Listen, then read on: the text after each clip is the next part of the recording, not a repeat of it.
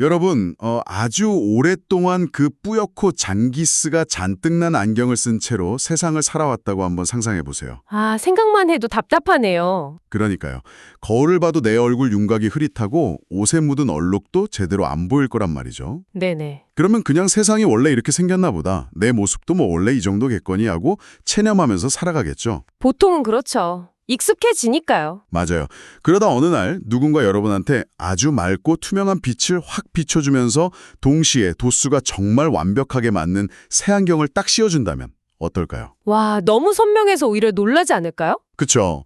거울 속에 비친 내 진짜 모습, 그 적나라한 상태를 보고 아마 엄청난 충격에 빠지게 될 겁니다. 오늘 우리가 함께 뛰어들 이 심층 탐구, 이 사상적 여정의 출발점이 바로 이 당혹스럽고도 흥미로운 깨달음의 순간입니다. 우리가 평소에 스스로를 꽤 괜찮은 사람이라고 믿고 살아가지만 완벽한 기준 앞에서는 자신의 진짜 상태를 피할 수 없이 직면하게 된다는 점에서 아주 강력한 도입부네요. 네, 오늘 우리가 해볼 자료가 바로 역사상 가장 거대한 사상적 건축물 중 하나로 꼽히는 고전 문헌이거든요.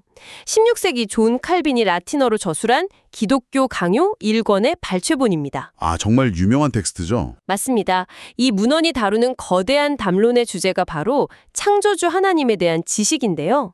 본격적인 대화에 앞서서 우리가 어떤 태도로 이 텍스트에 접근할지 짚고 넘어가면 참 좋을 것 같습니다. 네, 아주 중요하죠. 이 문헌이 신학적으로나 종교적으로 대단히 강력하고 단호한 주장을 전개하고 있잖아요.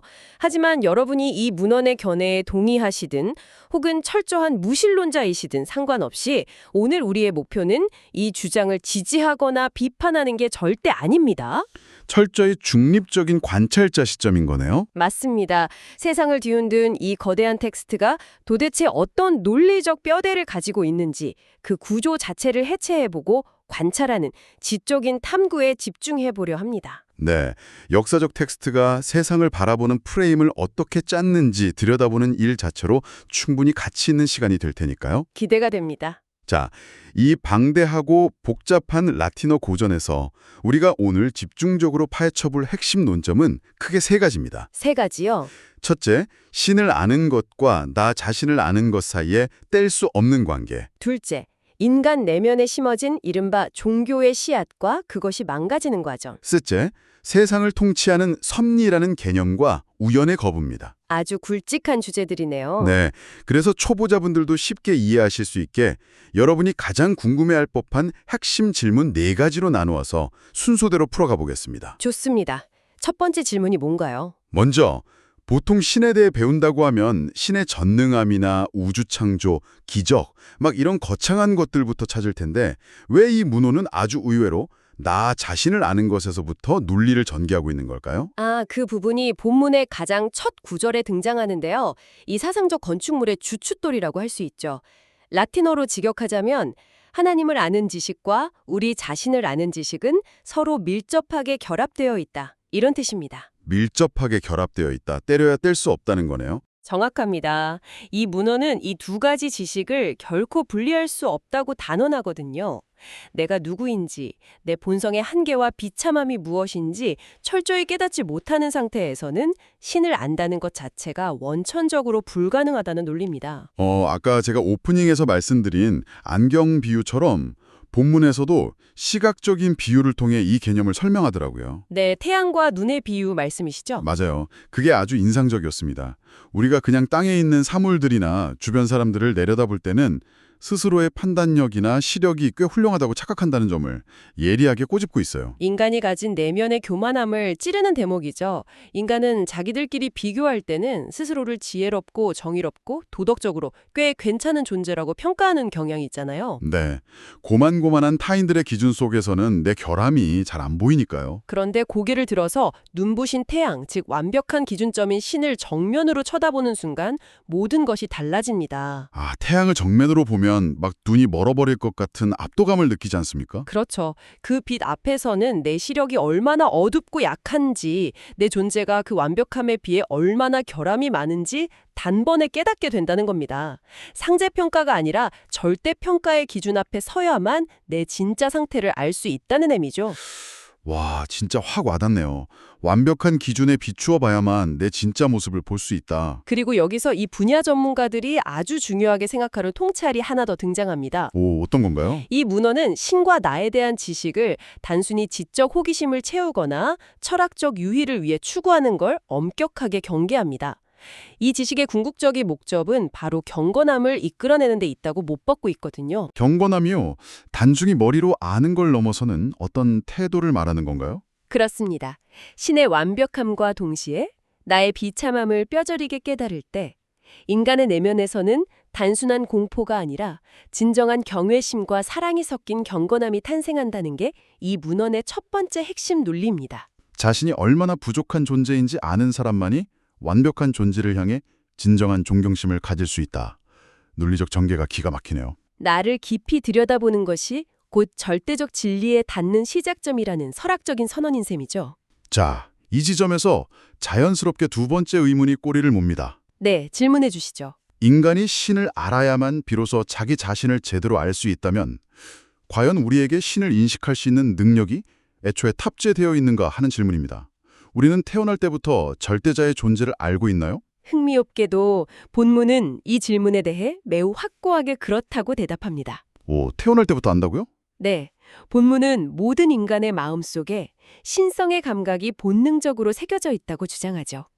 문헌은 이것을 종교의 씨앗이라는 메타포로 표현하기도 합니다. 그러니까 인간이라면 누구나 창조주나 절대자를 향해 주파수를 맞출 수 있는 어떤 영적 내비게이션 같은 게 기본 옵션으로 장착되어 있다는 뜻이군요. 아주 적절한 비유입니다. 본문에서 그 증거로 외부 문명과 완전히 동떨어져 살아가는 야만인들의 사례를 들고 있던 게 생각납니다.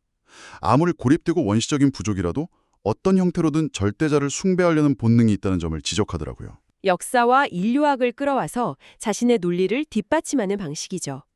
인간이라는 존재 자체가 본질적으로 무언가를 숭배하고 경외하도록 세팅되어 있다는 겁니다. 잠깐만요. 이 대목에서 분명히 의문이 생깁니다. 어떤 의문이시죠? 만약 우리 모두에게 신을 향해 제대로 안내하는 내비게이션이 선명하게 주어져 있다면 왜 현실 세상은 이 문헌이 말하는 참된 지식 대신에 온갖 비신이나 우상 숭배로 넘쳐나는 걸까요? 아, 날카로운 지적이네요. 내비게이션이 다 있는데 다들 엉뚱한 목적지로 가고 있는 셈이잖아요. 마치 GPS 기기가 심각한 바이러스에 감염되어서 목적지가 아니라 엉뚱한 늪지대로 우리를 안내하는 것과 같은 건가요? 방금 말씀하신 그 고장난 GPS라는 비유가 본문이 다루는 인간 본성의 부패를 아주 정확하게 설명해 줍니다. 아, 본문도 그 모순을 알고 있군요. 네, 본문도 바로 그 현실적인 모순을 인지하고 답을 내놓습니다. 인간의 마음속에 씨앗이 심어져 있고 GPS가 장착된 것은 맞지만 인간 특유의 무지와 악의 그리고 교만함 때문에 그 시스템이 완전히 오작동을 일으켰다는 겁니다. 시스템 자체가 질식되거나 망가져버렸다는 거군요. 맞습니다. 진리를 있는 그대로 마주하기를 두려워하는 인간의 부패한 본성이 스스로 그 GPS를 왜곡시켜버렸다는 진단이에요. 압도적이고 통제할 수 없는 완벽한 신을 대면하는 대신에 자기가 통제할 수 있고 자기 욕망에 맞는 가짜 목적지, 즉 우상을 만들어내어 거기로 향한다는 거죠. 아, 그래서 본문 곳곳에서 반대 관점들을 아주 강도 높게 비판하는 내용이 등장하는 거였네요. 네, 당시 종교를 대하는 다른 철학적 스탠스들을 비판하죠. 본문은 크게 두 가지 반대 진영을 도마 위에 올립니다. 어떤 진영들인가요? 첫째는 종교가 단순히 정치인들이나 권력자들이 대중을 통제하려고 조작해낸 발명품이라고 주장하는 사람들입니다. 종교는 아편이다 이런 뉘앙스군요. 두 번째는요? 둘째는 세상의 정교한 작동 원리가 창조주가 아니라 그냥 맹목적인 자연의 법칙일 뿐이라고 믿는 철학자들입니다. 그 반대자들에 대해서 이 문헌은 어떻게 반박하고 있습니까? 아주 강하게 일갈하죠. 정치적 조작서를 주장하는 이들에게는 대중의 마음에 이미 종교의 씨앗이 없었다면 권력자들이 애초에 그걸 이용해 먹는 것 자체가 불가능했을 거라고 반박합니다. 아, 씨앗이 있으니까 조작도 통하는 거다. 일리가 있네요. 그리고 맹목적 자연법칙을 주장하는 철학자들을 향해서는 우주에 새겨진 명백한 설계의 흔적을 애써 외면하려는 그 고장난 본성이 만들어낸 지적인 핑계라고 비판합니다. 진리를 인정하기 싫어하는 마음이 진리를 우연 탓으로 돌려버린다는 거죠. 흥미로운 방어 논리네요. 그렇게 인간의 내면이 고장나 있다는 것을 지적한 뒤에 우주를 묘사하는 아주 시적이고 아름다운 표현이 등장하잖아요. 우주를 거대한 거울이자 극장으로 묘사하고 있어요. 네, 신이 자신을 보이지 않는 저 너머 공간에 꽁꽁 숨겨둔 게 아니라는 선언입니다. 이 광활한 우주, 복잡한 자연 만물 속에 자신의 영광을 너무 명백하게 각인해 놓았다는 겁니다. 온 세상이 창조주를 반사하는 거대한 거울이라는 의미죠. 자, 그럼 여기서 자연스럽게 세 번째 질문으로 넘어갈 수밖에 없습니다. 네, 해보시죠. 온 우주와 자연이 이미 신을 완벽하게 보여주는 거울이고 극장이라면 왜 굳이 성경 같은 활자화된 텍스트, 즉 계시가 따로 필요한 걸까요? 산에 올라가서 경치를 보거나 밤하늘의 별을 관찰하는 것만으로도 충분해야 앞뒤가 맞는 거 아닌가요? 논리적으로 반드시 짚고 넘어가야 할 간극이죠. 아까 우리가 이야기했던 고장난 GPS를 다시 가져와 보겠습니다. 네네. 자연이라는 거울은 완벽하고 맑습니다. 한치의 오차도 없죠. 하지만 문제는 그 거울을 바라보고 있는 인간의 시력이 심각하게 손상되어 있다는 데 있습니다. 거울 자체에는 아무 문제가 없지만 내 눈에 백내장이 껴있거나 초점이 안 맞아서 거울에 비친 이미지를 일그러뜨려서 본다는 거군요. 바로 그겁니다. 본문은 인간의 부패한 마음을 가리켜서 우상을 만들어내는 공장이라고 묘사하거든요. 우상공장이요? 표현이 아주 직설적이네요. 보이지 않는 무한한 신을 바라보지 못하고 억지로 인간의 좁은 인식 수준으로 끌어내려서 나무나 돌 같은 형상으로 만드는 순간 진리가 심각하게 부패하고 맙니다. 자연을 보면서도 창조주를 보는 게 아니라 번개 그 자체를 신으로 숭배해버린다는 거군요. 네, 그래서 외부의 도움이 필수적이라는 논리로 이어집니다. 결국 시력을 상실한 눈먼 인간들이 진리를 똑바로 볼 수 있도록 시력을 교정해주는 안경의 역할을 성경이 한다는 거죠. 안경 비유가 여기서 딱 맞아떨어지네요. 그런데 제가 이 부분을 읽다가 아주 인상 깊었던 대목이 하나 있어요. 어떤 부분이죠? 본문이 성경이라는 텍스트의 중요성을 강조하면서 동시에 오직 자기 내면의 영감이나 주관적인 계시만을 쫓는 이른바 광신도들을 아주 매섭게 비판하고 있더라고요. 종교 문헌이라면 도통 내면의 신비로운 영적 체험을 장려하지 않나요? 이 지점이 철학적으로 학자들이 매우 중요하게 평가하는 이 문헌만의 독특한 통찰입니다. 아, 그런가요? 본문은 객관적이고 고정된 텍스트라는 기준 없이 오로지 주관적인 체험만 추구하는 걸 극도로 위험하게 여깁니다. 아까 인간 본성이 우상 공장일 만큼 망가져 있다고 했잖아요. 네, 완전 고장났다고 했죠? 고장난 내비게이션을 든 상태에서 외부의 객관적인 지도마저 집어던지고 오직 내 안에서 솟아나는 느낌만 믿고 엑셀을 밟으면 어떻게 될까요? 거의 100% 낭떠러지로 추락하겠죠? 자기가 만들어낸 망상을 진리라고 맹신하면서 폭주할 테니까요. 바로 그 위험성입니다. 객관적 텍스트라는 단단한 닻이 없다면 인간은 결국 자기 내면의 숨은 욕망이나 교만을 신의 음성으로 착각하게 됩니다. 그래서 참된 지식은 반드시 기록된 말씀과 결합되어야만 인간의 광기를 통제할 수 있다고 치밀하게 논리를 세우는 거죠. 와, 텍스트를 맹목적인 신앙의 도구가 아니라 오히려 인간 감정의 폭주를 막는 객관적인 검증 장치로 보았다는 게 정말 신선합니다. 대단한 통찰이죠. 자, 이제 이 거대한 논리 구조의 마주각을 장식할 가장 무겁고도 도발적인 네 번째 질문으로 넘어가 보겠습니다. 드디어 올 것이 왔군요. 신이 우주라는 극장을 창조했고 눈먼 인간에게 안경도 주었습니다. 그렇다면 현재 이 세상은 어떻게 굴러가고 있습니까? 우리 일상에 일어나는 나쁜 일이나 재난들도 다 신의 계획, 즉 섭리인가요? 네.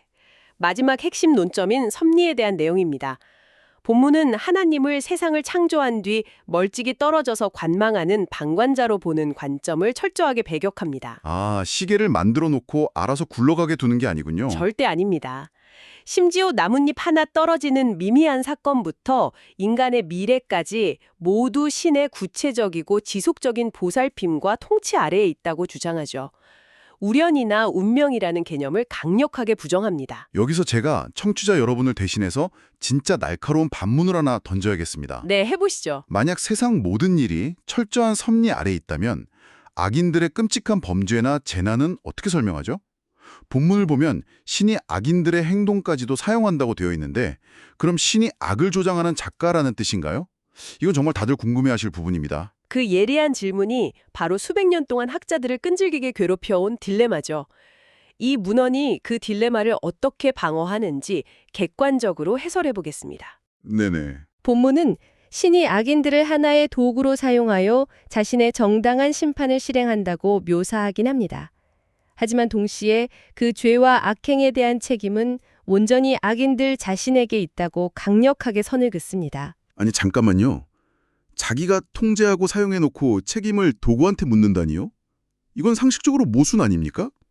이 복잡한 논리를 이해하기 위해서 무대 위에서 펼쳐지는 연극의 비유를 한번 들어보죠. 연극이요? 네, 위대한 감독, 즉 신이 있습니다. 이 감독이 극의 완벽한 흐름을 위해 악당 역할을 하는 배우를 무대에 올립니다.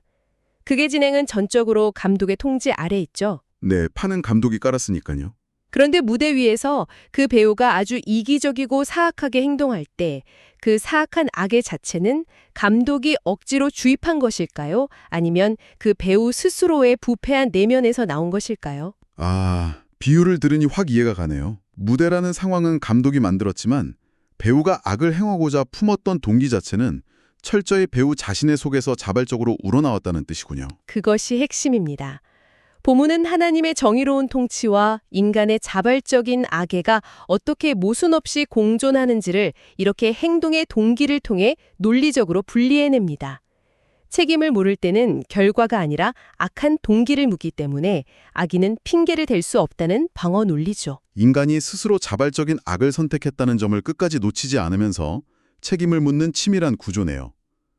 세상의 어떤 고난도 무의미한 우연이 아니라는 이 팽팽한 긴장감이 참 놀랍습니다. 맞습니다. 자, 이제 쉼없이 달려온 오늘 심층 탐구의 여정을 간결하게 정리해볼 시간입니다.